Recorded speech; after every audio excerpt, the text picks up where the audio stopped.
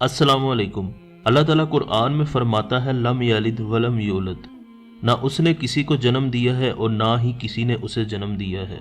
دوستو، اس دنیا میں رہتے ہوئے آپ کسی ایک جاندار چیز کی بھی تحقیق کرنا شروع کر دیں تو آپ کی یہ زندگی کم پڑ جائے گی، مگر وہ تحقیق ختم نہیں ہوگی۔ اگر انسان کی بات کر لے تو ایک بہت بڑے فلسفر فریڈ ہائل نے اپنی ایک کتاب میں لکھا کہ انسان اتنا پیچیدہ ہے کہ یہ اپنے آپ کو تو بالکل بھی نہیں بنا سکتا۔ ایک شعور والا دماغ انسان کو دیکھ کر آسانی سے سمجھ سکتا ہے کہ انسان کا کوئی نہ کوئی کریٹر ضرور ہوگا، لیکن برطانیہ کا فلسفر رچرڈ ڈاکن اس بات کا جواب دیتے ہوئے انجانے میں ہی صحیح قرآن کی سورہ اخلاص کی آیت 3 کی تصدیق کر دیتا ہے۔ رچرڈ ڈاکن کہتا ہے کہ اگر انسان اتنا پیچیدہ ہے تو اسے بنانے والا کتنا پیچیدہ ہوگا، اور یقیناً انسان کے کریٹر کا بھی کوئی نہ کوئی کریٹر ضرور ہونا چاہیے۔ اب نعوذ باللہ، رچرڈ ڈاکن کے مطابق ہمارے کریٹر کا کریٹر اور بھی زیادہ پیچیدہ ہوگا، اور یقیناً اس کا بھی کوئی کریٹر ہوگا۔ اگر ایسا ہی چلتا رہے تو کریٹرز کی یہ گنتی تو قیامت تک نہ ختم ہو۔ تو اس مقام پہ آ کر ہمارا شعور یہ کہتا ہے کہ ہمیں کوئی نہ کوئی ایسا کریٹر ماننا پڑے گا جسے کسی نے نہ پیدا کیا ہو بلکہ اس نے سب کو پیدا کیا ہو۔ تو یہی تو اللہ پاک قرآن میں فرماتا ہے کہ نہ اس کو کسی نے جنم دیا اور نہ اس نے کسی کو جنم دیا۔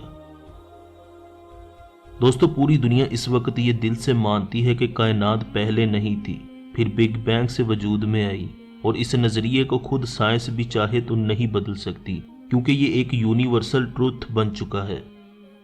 سائنس یہ بھی مانتی ہے کہ کائنات ایک ایسے پوائنٹ میں بند تھی جس کا والیوم 0 اور ڈینسٹی انلمیٹڈ تھی، یعنی اس پوائنٹ میں کچھ بھی نہیں تھا اور کچھ بھی نہیں سے سب کچھ آ گیا۔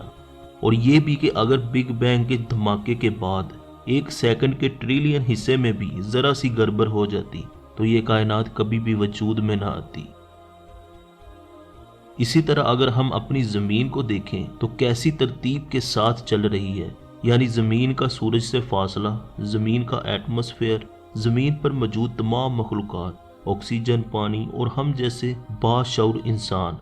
اگر کوئی اس سب کو صرف اتفاق سمجھے تو وہ انسانی شعور کے خلاف بات کر لے گا، کیونکہ کائنات اور دنیا کا یہ جو نظام چل رہا ہے یہ ایک ترتیب کے ساتھ چل رہا ہے اور ہر چیز اپنی صحیح جگہ پر موجود ہے۔ اگر کسی جگہ پر کوئی دھماکہ ہو تو وہاں پر تباہی کے علاوہ کچھ نہیں آتا۔ ایسا تو نہیں ہوتا کہ کسی دکان پر سیاہی اور پلاسٹک پڑا ہو اور ایک دھماکہ ہو جس سے وہ پلاسٹک اور سیاہی مل کر بال پوائنٹ بن جائے۔ ایسا ممکن ہی نہیں، کیونکہ جہاں دھماکہ ہوتا ہے وہاں پر ترتیب سے چل رہی چیزوں کی ترتیب بنتی نہیں بلکہ بگڑ جاتی ہے۔ تو یہ بگ بینگ کیسا دھماکہ تھا جس سے ہر چیز نظم و ضبط کے ساتھ اپنی اپنی صحیح جگہ پر آ گئی۔ تو یہاں پر آ کر ہمارا شعور کہتا ہے بغیر کسی دماغ کے یہ ممکن ہی نہیں کہ کائنات اتنی استقامت کے ساتھ چل رہی ہو۔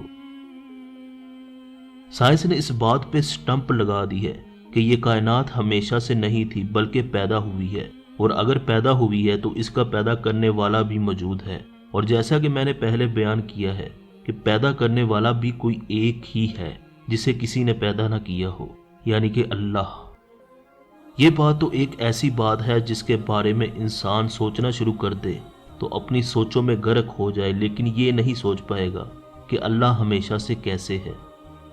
اور ہماری قسمت دیکھیں، اس مہربان اللہ نے ہمیں ایک خوبصورت سی زندگی دے کر یہ وعدہ کر دیا کہ میں ہمیشہ سے تھا اور ہمیشہ رہوں گا، لیکن تمہیں اپنی 2 کوالٹیز دینے جا رہا ہوں۔ پہلی یہ کہ اے انسان، تو جنت میں ہمیشہ زندہ رہے گا، اور جو تو سوچے گا وہ تجھے پلک جھپکنے سے پہلے ہی مل جائے گا۔ ہم انسان اس مہربان اللہ کا شکر ادا تو نہیں کر سکتے، لیکن شکر ادا کرنے کی کوشش ضرور کر سکتے ہیں۔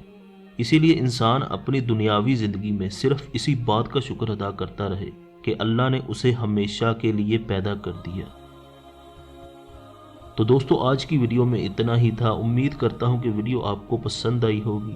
اگر پسند آئی ہے تو اسے لائک کریں اور چینل کو سبسکرائب کر کے بیل کے آئیکن کو ضرور پریس کر دیں اس طرح کی مزید لیٹسٹ ویڈیوز سب سے پہلے دیکھنے کے لیے۔ اللہ حافظ۔